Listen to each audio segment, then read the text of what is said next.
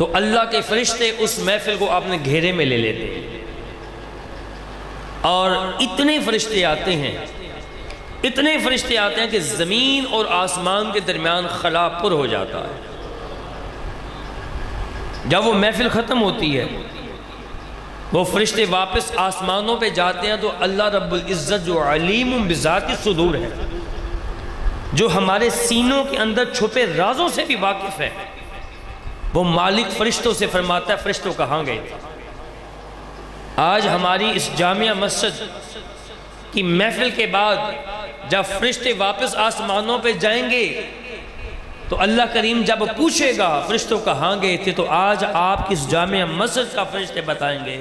یا اللہ فلاں گاؤں کے اندر، فلاں جامعہ مسجد کے اندر، یا اللہ تیرے اور تیرے محبوب کے چاہنے والوں نے تیرے ذکر کی محفل سجائی، ہم بھی اس محفل میں گئے ہوئے تھے۔ اب اللہ کریم فرماتا ہے فرشتوں یہ وہی انسان ہے نا جب میں نے تم سے اس کے بنانے کا مشورہ لیا تو تم نے کہا، اللہ کریم قرآن کریم میں فرماتا وَإِذْ قَالَ رَبُّكَ لِلْمَلَائِكَةِ إِنِّي جَاعِلٌ فِي الْأَرْضِ خَلِيفَةً۔ محبوب اس وقت کو یاد فرمائیں جب ہم فرشتوں سے یہ مشورہ کر رہے تھے کہ ہم زمین کے اندر اپنا ایک نائب بنانا چاہتے ہیں۔ تو دوستوں ذرا غور فرمائیں کہ ابھی بشریت بنی نہیں ہے، ابھی انسان کے بننے کا مشورہ ہو رہا ہے۔ اللہ قرآن میں فرماتا ہے محبوب اس وقت کو یاد فرمائے۔ تو معلوم ہوا کہ جب آدم علیہ السلام کے بننے کا مشورہ ہو رہا تھا، ہمارے آقا اس وقت بھی نبی تھے، موجود تھے، اور اس وقت کی ہی بات نہیں۔ آج لوگ بحث مباحثہ کرتے ہیں کہ حضور بشر ہیں، حضور نور ہیں، یہ فضول گفتگو ہے، یہ مفت کے ایسے بحث و مباحثہ کرتے ہیں۔ اگر ہم نے قرآن و حدیث کو صحیح پڑھا ہوتا، سمجھا ہوتا، یاد رکھیں اللہ نے گناہگار کا حل قرآن کریم میں بتایا ہے، گستاخ بے ادب کا حل کوئی نہیں۔ جو بے ادب گستاخ ہو جاتا ہے، اللہ کریم قرآن کریم میں فرماتا ہے یا ایھا الذین آمنوا لا ترفعوا اصواتکم فوق صوت النبی ولا تجہروا بالقول کجہر بعضکم لبعض۔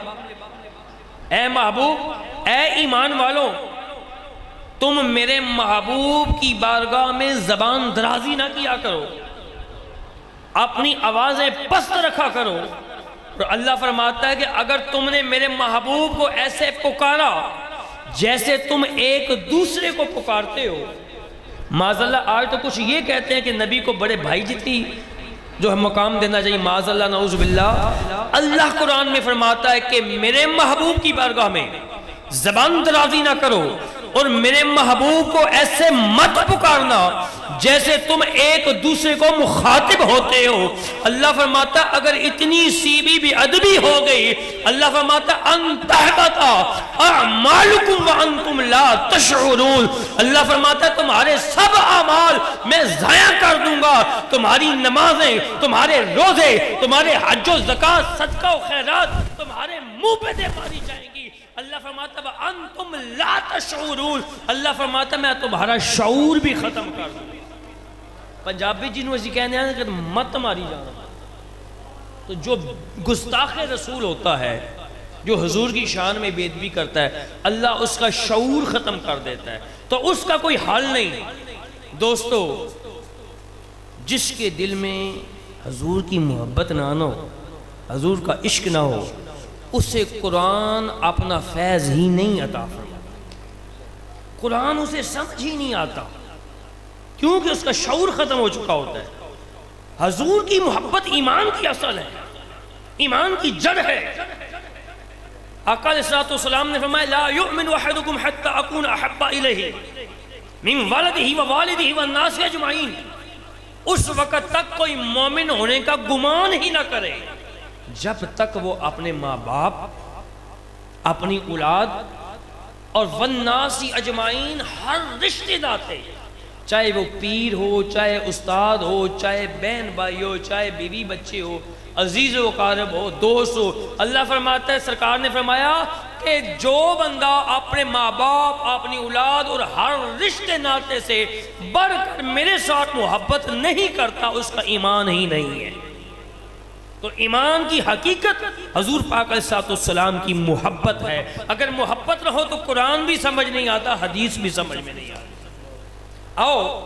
عاشقوں کی زبانی میں آپ کو سمجھا دیتا ہوں جو میں نے گفتگو کی سلطان العارفین کی زبان میں۔ حضرت سلطان العارفین سلطان باہو رحمت اللہ علیہ فرماتے ہیں کہ تسبیح پھری پر دل نہ پھریا، تسبیح پھری پر لوگوں دل نہ پھریا، او کی لینا تسبیح پڑھ کے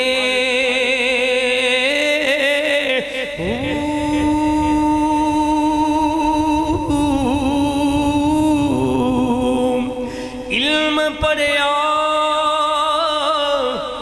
پر ادب نہ سکھیا،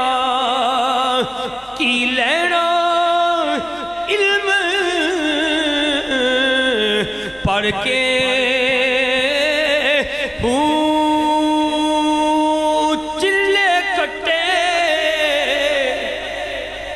چلے کٹے او بسرے چکے لوٹے چکے پر کچھ نہ کھٹیا، او کی لینا چلیا وڑ کے سر تے ٹوپی پر نیت کھوٹی، سر تے ٹوپی او پر یارو جے نیت کھوٹی، ایک ہی لینا رکھ کے ٹوپی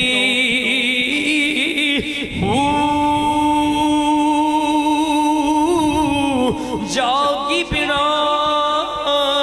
ہوئے دودھ جم دے نہ پاہو، پاوے لال ہومن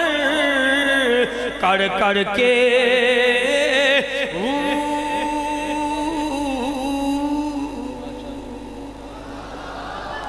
جاگ بنا دودھ جم دے نہ پاہو، پاوے لال ہومن کڑ کڑ کی ہو۔ بزرگ فرماتے ہیں کہ اگر عشق مصطفیٰ کی جاگ سینے میں نہ لگی ہو تو تمہارا ایمان مکمل نہیں ہوتا۔ جب حضور پاک علیہ السلام نے فرمایا کہ اس وقت تک تمہارا ایمان مکمل نہیں ہوگا جب تک اپنے ماں باپ، اپنی اولاد، ہر رشتے ناطے سے بڑھ کے مجھ سے محبت نہ کرو۔ حضور سیدنا عمر فاروق رضی اللہ تعالیٰ عنہ یہ وہ ہستی ہیں جن کے بارے میں میرے آقا فرماتے ہیں اگر میرے بعد کوئی نبی آنا ہوتا تو وہ عمر بن خطاب ہوتے، لیکن میں خاتم النبیین۔ اور آقا فرماتے ہیں کہ میرے عمر کی شان یہ ہے کہ میرا عمر جس راستے سے گزرتا ہے شیطان وہ راستہ چھوڑ کے بھاگ جاتا ہے۔ یہ اس ہستی کی بات سنانے لگا۔ جب حضور کا یہ فرمان سنا بارگاہ رسالت میں عرض کی آقا عمر کے ماں باپ آپ پہ قربان، میں اپنی ماں سے بڑھ کر بھی آپ سے محبت کرتا ہوں، میں اپنے باپ سے بڑھ کر بھی آپ سے محبت کرتا ہوں، میں اپنے بیوی بچوں سے بڑھ کر آپ سے محبت کرتا ہوں، میں اپنے بہن بھائی عزیز و قارب رشتہ داروں سے بڑھ کر آپ سے محبت کرتا ہوں۔ آقا میں اپنے مال و دولت سے بڑھ کر آپ سے محبت کرتا ہوں۔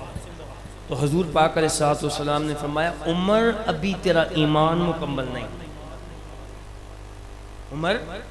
ابھی تیرا ایمان مکمل نہیں۔ عرض کی آقا میں اپنی جان سے بڑھ کر آپ سے محبت کرتا ہوں۔ تو میرے کملی والے آقا نے فرمایا عمر اب تیرا ایمان مکمل ہو۔ اور ایک مرتبہ جناب عمر فاروق رضی اللہ تعالیٰ عنہ، سبحان اللہ، ہر صحابی کی شان سبحان اللہ، آپ طواف فرما رہے ہیں، حجر اسود کو چومنے لگے تو جناب عمر فاروق رضی اللہ تعالیٰ عنہ حجر اسود کو بوسہ دینے سے پہلے اس پتھر کو جو خانہ کعبہ شریف کی دیوار میں لگا ہے، حجر اسود کو مخاطب ہو کے فرماتے ہیں، اے حجر اسود، عمر کی یہ شان نہیں کہ عمر تجھے چومتا ہو، ہاں عمر فقط تجھے اس لیے چومتا ہے کہ تجھ کو لب مصطفیٰ نے چوما ہے۔ کسے حجر اسود نو سوال کیتا، تیرا رنگ ایڈا کیوں کالا ہے، کیڑی تیرے اندر خوبی ہے، وہ تینوں ہر کوئی چمن والا ہے۔ حجر اسود نے بول جواب دیتا، میرا شان سب تو اعلیٰ ہے، اور میں نے ساری دنیا تان چم دی، میں نے چم گیا کملی وار۔ تو حضرت عمر فاروق رضی اللہ تعالیٰ بارگاہ رسالت میں حاضر ہے، میرے آقا دو جہاں تاجدار کائنات صلی اللہ علیہ وآلہ وسلم نے فرمایا، عمر جب قبر کی پہلی اندھیری رات ہوگی، جب تو قبر میں جائے گا، دو ڈرونی شکلوں والے فرشتے، لمبے لمبے بالوں والے،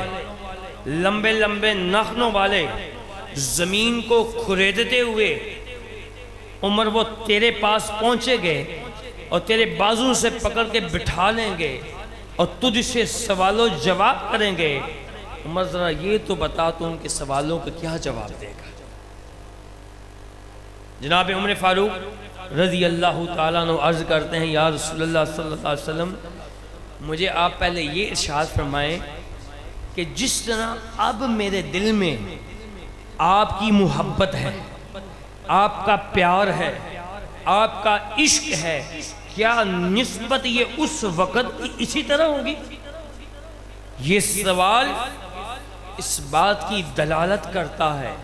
کہ جناب عمر فاروق رضی اللہ تعالیٰ عنہ کا یہ عقیدہ تھا کہ حضور آپ نے ہر امتی کے اعمال سے واقف ہے اور ہر امتی کے انجام سے واقف ہے اور ہر امتی کے قبر کے سوال و جواب سے واقف ہے۔ تو آقا علیہ السلام نے فرمایا، عمر ہاں جب تو قبر میں بھی جائے گا تیری یہ نسبت اسی طرح قائم ہوگی جس طرح اب ہے۔ تو جناب عمر فاروق رضی اللہ تعالیٰ عنہ عرض کرتے ہیں، آقا اگر یہ آپ کی محبت کی نسبت اس وقت بھی ایسے ہوئی جب وہ ڈرونی شکلوں والے فرشتے میری قبر میں پہنچیں گے، مجھے پکڑ کے بٹھا کر سوال و جواب شروع کریں گے، آقا میں ان کا ہاتھ تھام لوں گا، میں کہوں گا او فرشتوں میں تو محمد کا غلام ہوں، مجھے تم بتاؤ تمہارا رب کون ہے؟ میں پلٹ کر ان فرشتوں سے سوال کر دوں گا۔ تو دوستو حضور کی محبت لازمی ہے، حضور کی محبت ہو تو انسان کو قرآن بھی سمجھ میں آتا ہے، حدیث پہ بھی سمجھ آتا ہے۔